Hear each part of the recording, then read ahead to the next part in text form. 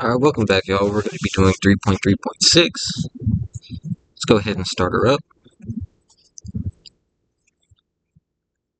And it wants us to connect a router. This is going to be cable internet. You don't really see this too often these days, but a video. You don't really see this too often these days, but you will see it from time to time. So we're going to take this router, drag it here to the line, and that'll add it to the workspace. You'll see that it highlights like yellow right there. That's what you want. Okay. Then we will connect the modem to the ISP's cable line using RG6 coaxial cable. I'm sure you recognize this cable. It's that little, cable with the twist end. Usually used for like cable TV. Let's go ahead and go to the back of the router and the back of the computer, just to shorten up the timing.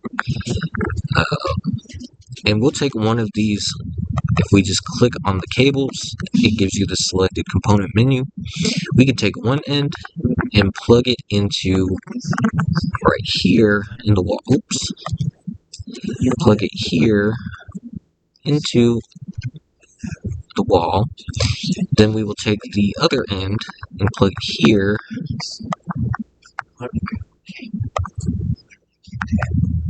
here, and you'll see it highlight blue. We'll let go. It's a round female pin.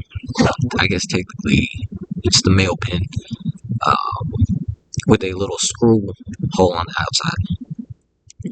Okay.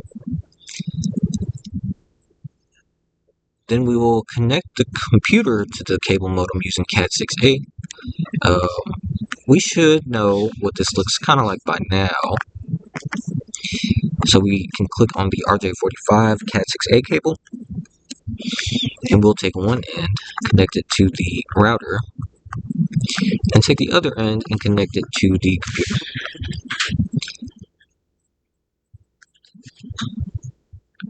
Alright, now it says use the AC to DC power adapter to plug into the modem. So that's going to be this cable.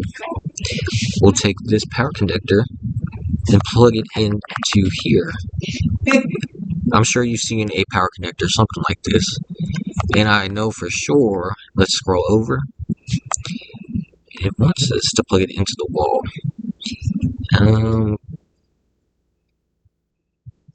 Yes, I'm sure you've seen a power connector if you live here in the United States, something like this.